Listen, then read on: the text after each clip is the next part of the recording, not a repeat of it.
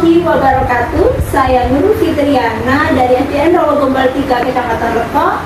Saya sebagai supervisor dan saya bersama dengan rekan saya yaitu saya Ahmad Zani dari SDN Wuling 1 Kabupaten Pasuruan sebagai coach. Saya Rati Wulandari Hidayat dari SMK Nahdlatul Ulama Lepok sebagai coach. kami calon juru penggerak Angkatan 9 Kabupaten Pasuruan kelas 156A dengan fasilitator Ibu Siti Hani Jubaida MPD dan Ibu Siti Rahmatul Umar sebagai pengajar praktik. Insya Allah pada kesempatan kali ini akan melaksanakan demonstrasi kontekstual modul 2.3. Selamat menyaksikan.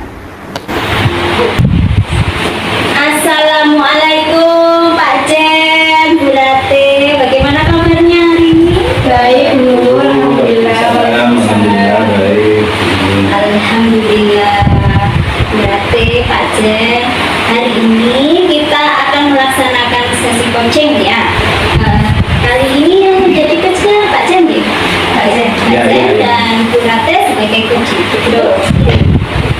Baik Pak Jen, di sini Pak Jen menjadi coach. Sebelum kita memulai praktek coaching kali ini, saya ingin menginformasikan bahwasanya dalam praktek kita kali ini akan ada beberapa kompetensi yang masuk dalam rubrik penilaian. Gitu ya.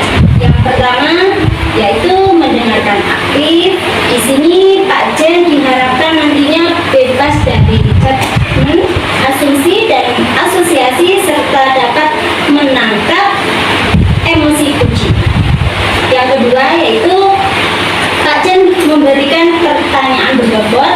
Dalam aspek ini diharapkan nantinya selalu memberikan pertanyaan terbuka kepada kunci berdasarkan hasil mendengarkan dengan menggunakan kata kunci. Yang ketiga yaitu memperdayakan kunci.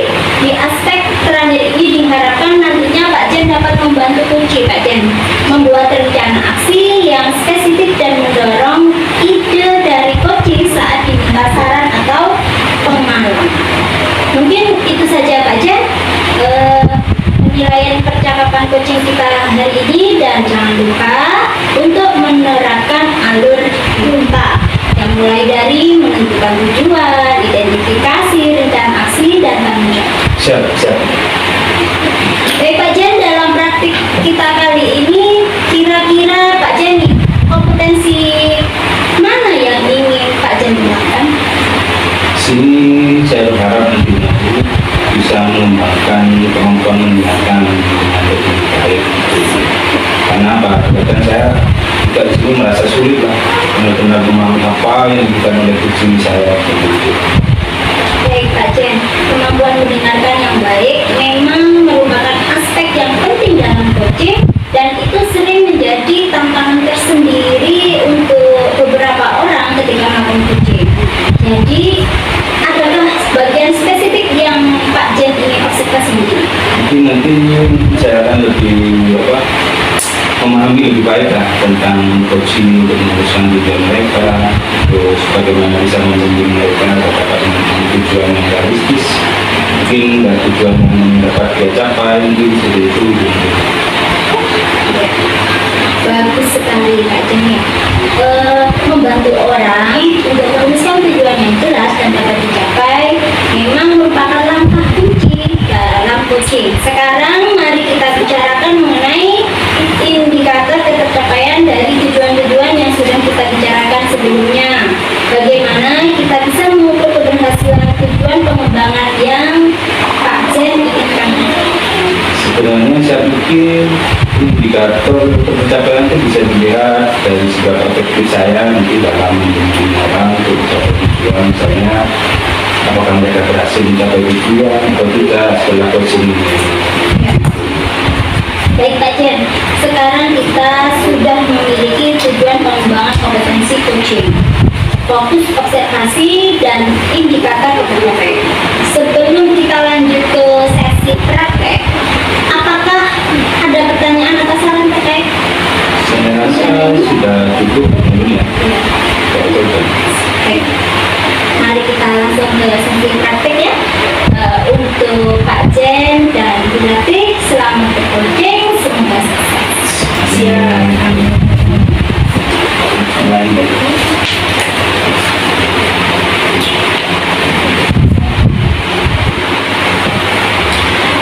Assalamualaikum Bu Rati.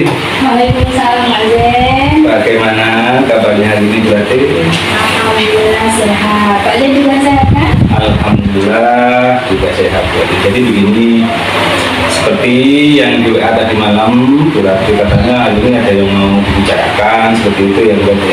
Iya. Katanya Bu Rati sekarang ini kok galau gitu lah. Betulkah Sangat seperti galau, itu? Pak Zen. Iya, saya sangat galau. Sebelumnya aku mengganggu waktunya Pak Zen. Oh, enggak apa-apa, santai aja berarti. Monggo bisa disampaikan. Ya, seperti yang sudah saya sampaikan di WA kemarin, begini Pak, saya ini sharing-sharing ringan nih sama Pak Zen. Jadi begini Pak, saya gimana ya ngomongnya ya? Saya tuh mau curhat tentang masalah yang saya alami beberapa hari ini. Kemarin nih Pak, kira-kira Bapak berkenan ya? Oh, masalah itu Pak. Ya semuanya hati toh, aman. Monggo, mungkin apa kira-kira apa yang bisa saya bantu? Berarti mungkin. Ya sebenarnya saya ingin dapat solusi gitu dari Pak Zen tentang masalah saya ini. Oh, jadi berarti dalam pertemuan ini harapannya nanti ada solusi gitu ya? Iya Pak. Mungkin ada bisa permasalahan yang berarti alami. Itu ya berarti. Iya betul. Mudah-mudahan bisa memberi pencerahan untuk kita ya berarti ya. Iya. Nah, coba sekarang berarti ceritakan sih apa sih yang jenengan rasakan, mungkin saya bisa sedikit membantu tentang perasaan berarti sekarang.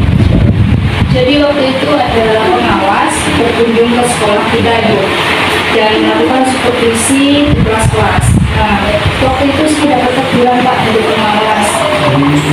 Mungkin kira-kira yang membuat jenengan dapat teguran itu apa ya? Teguran gimana? Kenapa? Apa ya? Kalau saya pikir-pikir sih nggak terlalu serius gitu Pak. Terlalu serius. Kok bisa nggak terlalu serius sih? Mungkin bisa jelaskan maksud nggak terlalu serius seperti itu. Mungkin apa gitu kok nggak terlalu serius seperti itu. Ini apa ya? Tadi. Pengawas mengkritik tentang proses mengajar saya Pak Zen. Mungkin proses mengajar yang bagaimana yang itu lakukan? Bagaimana? Beliau itu sepertinya keberatan waktu saya mengajar tidak menggunakan referensi yang beragam. Salah satunya saya waktu itu tidak menggunakan buku teks. Menggunakan buku teks. Terus bagaimana tanggapannya, respon dari pengawas tersebut? Ya sejujurnya menyampaikan kepada beliau kalau selama saya mengajar saya menggunakan berbagai sumber, termasuk menggunakan sumber dari buku referensi perpustakaan. Yang penting sesuai dengan kurikulum toh Pak Zen. Nah, memang pada saat itu saya tidak menggunakan buku, hanya muter-muter video lalu main tepuk-tepuk editing itu Pak Zen. Tapi ketika saya sampaikan seperti itu, beliaunya kurang suka dan sepertinya merasa tersinggung gitu. Oh, jadi begitu. Apakah selama dengan mengajar mungkin apakah begitu terus atau mungkin hanya karena ada bapak pengawas seperti itu? Ya seperti yang saya ceritakan, ketika saya mengajar saya cenderung menggunakan berbagai sumber dari buku di perpustakaan, mengajak siswa untuk menonton video, menayangkan video-video pembelajaran yang praktik dan menyenangkan. Mohon maaf ini ya, kebanyakan yang tidak berarti ya. Mungkin mengapa berarti tidak pernah menggunakan buku teks selama ini? Saya berpendapat dan ini menurut saya sih Pak Zen, sumber belajar yang saya gunakan ini sudah menggunakan siswa. Siswa juga termotivasi karena banyak video yang saya putar, serta yang paling penting mengacu pada kurikulum, nggak melenceng gitu. Sebenarnya sih sudah bagus, itu sangat bagus. Mungkin itu bisa cerita lagi bagaimana hasilnya saat itu mengajar menggunakan sumber belajar tersebut. Mungkin itu yang kita ketahui, karakter siswa kan juga beda-beda, cara belajar pun juga beda-beda. Betul juga ya Pak, kenapa saya nggak ikutan di situ ya? Selama ini ada sih beberapa siswa yang hasilnya memang kurang maksimal. Mungkinkah penyebabnya karena saya kurang begitu menggunakan buku teks? Bisa jadi seperti itu, Bu. Oleh karena itu mungkin pentingnya buku teks sebagai sumber belajar, mungkin harapan dari pengawas kemarin kan seperti itu ya Bu, supaya apa? Berarti nanti menggunakan membaca dengan buku teks juga, jadi enggak hanya video saja, mungkin seperti itu. Benar juga ya Pak. Iya, iya Bu. Nah mungkin nanti Ibu setelah bercerita ini, sekarang bagaimana perasaan Ibu? Terus terang beberapa kali ini saya merasa kurang nyaman nih Pak Zen. Saya jadi resah dan di rumah tuh kepikiran terus dengan masalah ini. Akibatnya pekerjaan lain tuh jadi terbengkalai. Lalu apa sih yang membuat berarti masa tidak nyaman selama ini siapa? Sebetulnya yang membuat saya resah dan tidak nyaman itu karena Bapak Pengawas menyampaikan hal tersebut kepada kepala sekolah kita Pak Zen. Dan tentu saya takut nanti akan jadi masalah di kemudian hari. Mungkin jika saya simpulkan yang membuat berarti masa tidak nyaman saat diskusi itu mungkin karena tidak menggunakan buku teks sebagai sumber belajar, dan ketika juga pengawas mendengarkan belum memberikan argumen, sehingga itu membuat pengawas merasa tersinggung lalu menyampaikannya kepada Pak Kepala Sekolah. Kira-kira begitu kan? Iya ya Pak. Kira-kira menurut Pak Zen nih, saya bakal dipanggil dan ditegur kepala sekolah atau tidak ya Pak Zen? Ini karena menurut untuk masalah ini itu bisa merefleksi dan mensesuaikan diri saja. Mungkin jika betul kepala sekolah harus siap menjelaskan masalahnya dengan baik. Dan pasti dia akan menyampaikan hal positif sehingga menambah semangat ibu dalam belajar. Siap-siap Pak Zen. Ini berarti dari apa yang sudah kita bicarakan ini, apa sih rencananya berarti ke depannya sih? Saya kemudian menunggu kepala sekolah untuk membicarakan hal ini. Mungkin beliau akan memberikan solusi atau pandangan lain gitu Pak Zen. Terus apakah ada hal lain mungkin yang bisa berarti lakukan? Ya, kalau ada kesempatan bertemu Pak Pengawas, saya juga akan menemui pengawas. Saya akan mengulang ilmunya Pak Zen ya. Mungkin bagaimana dengan proses belajar mengajarnya untuk selanjutnya? Ya, setelah ini saya mungkin akan memakai teks untuk sumber belajar utama maupun nanti ini sumber belajar yang kemarin akan saya terapkan juga Pak Zen, karena mahasiswa saya itu sudah merasa nyaman dengan cara tersebut. Mantap sekali berarti. Mungkin langkah yang berarti ambil bisa tepat sekali. Saya setuju dengan itu. Terima kasih ya Pak Zen, saya sekarang sudah merasa lega nih, karena jujur saya takut mengambil langkah dalam penyelesaian ini, apalagi sudah berurusan dengan atasan kita. Agak khawatir, takutnya salah keluarga hati Pak Zen. Syukurlah kalau berarti sekarang merasa lega. Cuman lalu dari yang sudah berarti rencanakan tadi, komitmen apa sih yang berarti lakukan untuk menjalankan rencana itu? Itu dalam proses belajar mengajar, mungkin saya akan mengacu pada kurikulum, kemudian mematuhi aturan-aturan yang ada, termasuk aturan dari pengawas tentang penggunaan buku teks. Mungkin perlu dukungan yang dibutuhkan berarti dalam menjalankan Tentu ada, dan ini yang mungkin akan saya komunikasikan dengan teman lainnya, sehingga nanti memudahkan saya untuk belajar bersama.